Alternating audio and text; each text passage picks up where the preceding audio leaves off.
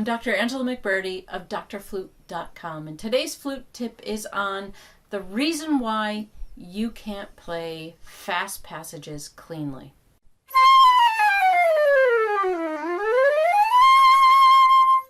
To play fast and clean, there are usually three different areas to fix. Now, we've all been there. We've all had this problem. And I remember so many times when I was in college thinking, why can't this passage sound clean? Why is there always a flub in the middle? And I didn't really figure that out till long after college, unfortunately. But there is always an issue with fast passages. We always have something going on and we have to figure it out. Now, the first thing I can tell you to getting fast passages is know your scales and arpeggios. And I can't say that strongly enough. Know your minor scales, know your major scales, and know your arpeggios like the back of your hand. And not just being able to play them. With my younger students, I talk about how, yes, for their competitions, their solo competitions or whatever, you have to just play an octave of whatever scale they're asking. But that isn't how you learn how to play fast passages in your solos that are made up of scales and arpeggios absolutely everywhere. So that's the first thing, is you have to interact with your scales in different ways, like your Taffanel and Gobert, your Trevor Y exercises. There's lots of different ones out there, Moise exercises, that teach you your scales and your arpeggios. Learn them. That's the first thing. If you don't have them, and absolutely steady. If you don't have them absolutely steady at a fast tempo, maybe with your metronome, then that's where you start, okay? But say you've done that. You know your scales and arpeggios, within reason. We all have issues we can work on more. What is the reason why you can't get those fast passages to come out properly? There's always some flub. Well, I've got a couple reasons, and it might not be the end-all to end-all the reasons I'm going to give you today, but they're a good place to really anchor in and get started with. Now, the first reason I'm going to tell you that you can't get your fast passages is because your fingers are rushing. 9 times out of 10, that's the issue for my students. Even when there's another issue going on, rushing is always part of it. So that's the first thing you have to deal with. When you're double tonguing and you're going fast, the fingers and the tongue aren't together. Generally, the fingers are rushing and the tongue is slower. Okay? Is that always the case? No, but I think majority of the time that is the case. And how do you fix that?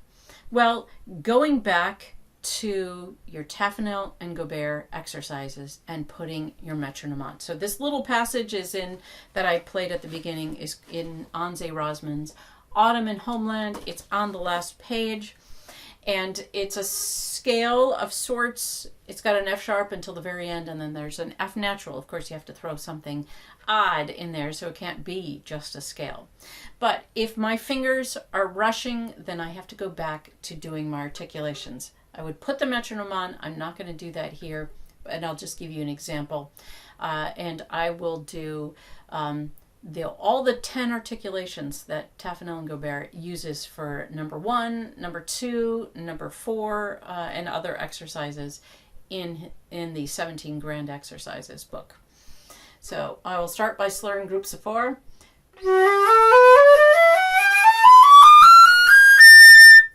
Doesn't go to an A. I went to the wrong note, but that's okay.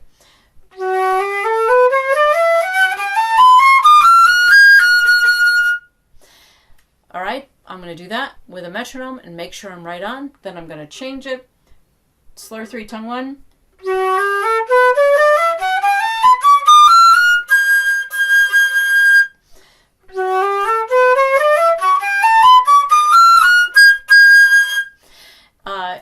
Then I'm going to change it to that was slur 3, tongue 1. Then I'm going to tongue 1, slur 3. Then I was slur 2, tongue 2 at that tempo.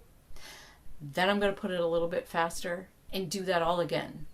Because I want to take the idea that my fingers are rushing out of the equation. And it's slow and painful practice.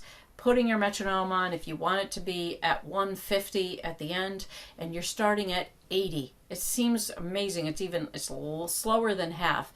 But what you work on when you do it with Taffenel and Gobert and your metronome on such a slow pace is you work on glitches too. So that brings me to point number 2, are glitches. Many times the reason why it doesn't sound clean is there's a glitch. And you have to figure out where your glitch is. So for everyone, there might be, in this passage that we all know and love, this is generally a culprit. There might be something like that. But oftentimes it's your fingers and it's your glitch. Okay? I know where the glitches are. Glitches are going to happen when you're putting down opposite fingers.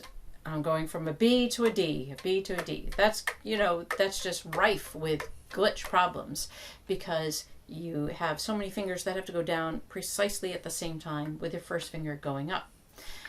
That's an area that's probably going to be a glitch. If you work with your Taffenel and Gobert nice and slow, and you do your with your metronome, and you do those articulations, and then you go a little bit faster, you also clean up the glitch areas. If you are done with that, you've got it figured out, you've worked on the glitch, and the tempo is now at 150, I've got it, then you have to say it's still not clean.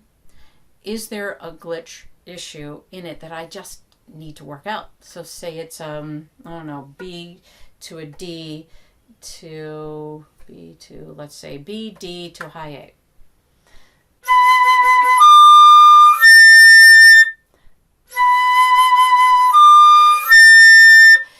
That sounded a little bit like Edelweiss. But if I take those notes out and I know that there's a glitch there and I work on it just by itself.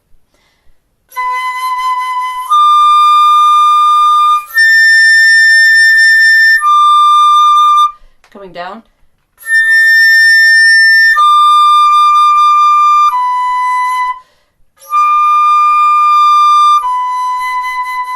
There's a little bit of a glitch in there. Now, that doesn't come from any particular passage, but it's just an example of a finger combination that could be a glitch. That even though I know the run, I've done the Taffenel Gobert, I have it at 150, yet there still is another problem. Then you need to work on the glitch. So the first one is rushing, and then it's finding the glitch. The third one is related to that, and that is finding out what note is the culprit. So sometimes it's not really a glitch, it's a note that your fingers want to skip. So I'm not sure I can demonstrate it. Let me try this.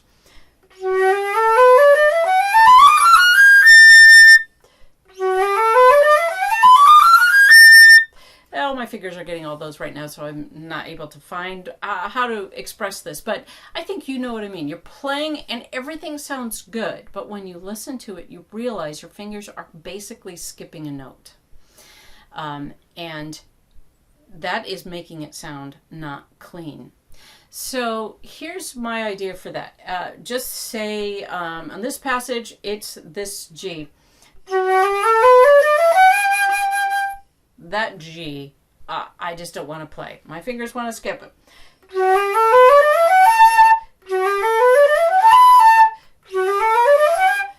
And it's just a mess. So I say, okay, I know that I know my scales. I know it. But that G, my fingers want to stop and just skip over it. So I'm now going to play and stop on that note. Whatever note it is that your fingers want to skip. What you need to do now is get your brain and your eyes and your fingers, maybe your tongue if it's tonguing, to recognize that note as an individual, all right? That it's important. That note right there is important. He needs his time in the sun. So let's give it to him.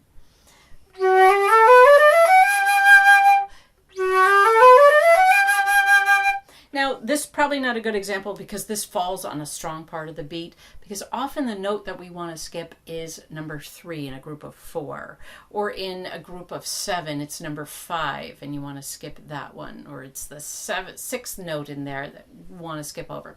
Your job is to recognize that, find out what it is, and then I like to play and stop on that note a whole bunch of times.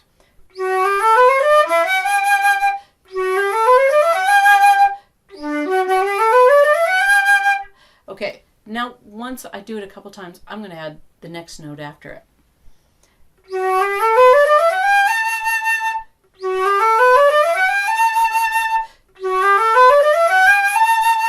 But my eyes are going to stay looking at the note that I want to skip. I'm going to keep my eyes. I don't need to look at all the notes.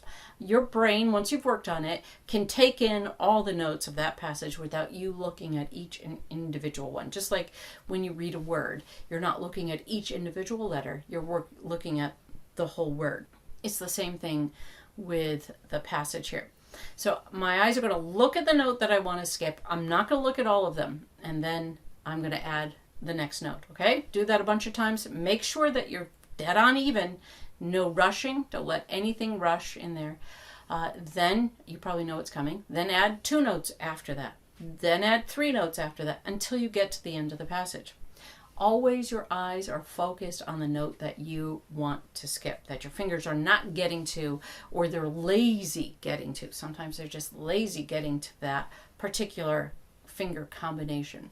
So that's what you're going to do, is just focus on that until you can play it. Now, there's many times where I've done that. That's the note. I mark those notes. I put a little line over it because that makes me remember the next time I play or in a performance that when I do that run, I need to be looking at that note. I need to be emphasizing it. Not emphasizing it as the audience would hear it, but in my head, I'm emphasizing it. I know it's coming and I make sure that I hit that note. And then once I do, the rest of the notes just will fall into place. So it's often the case. They'll just fall in. Once you recognize who's the problem and you fix that problem, then all the rest of them fall into place. Now, it doesn't mean that I don't ever have to think about it again.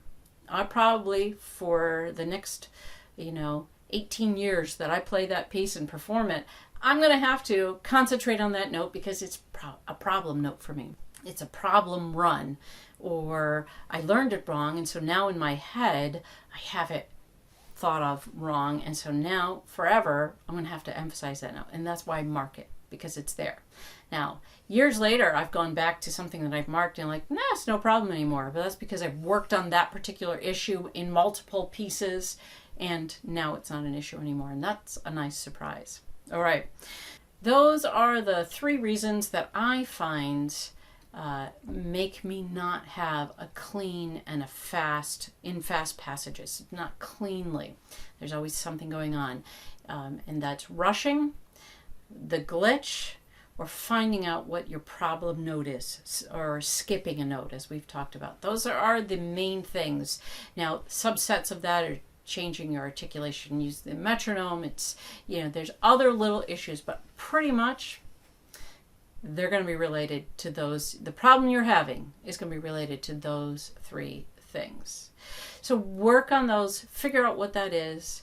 You will love how you sound when you play fast passages and they are clean. You can hear every single note. It takes you from that amateur to the professional, and that's a lovely thing. That's today's flute tip. If you like this video, press the like button, subscribe, comment below, share it with your friends.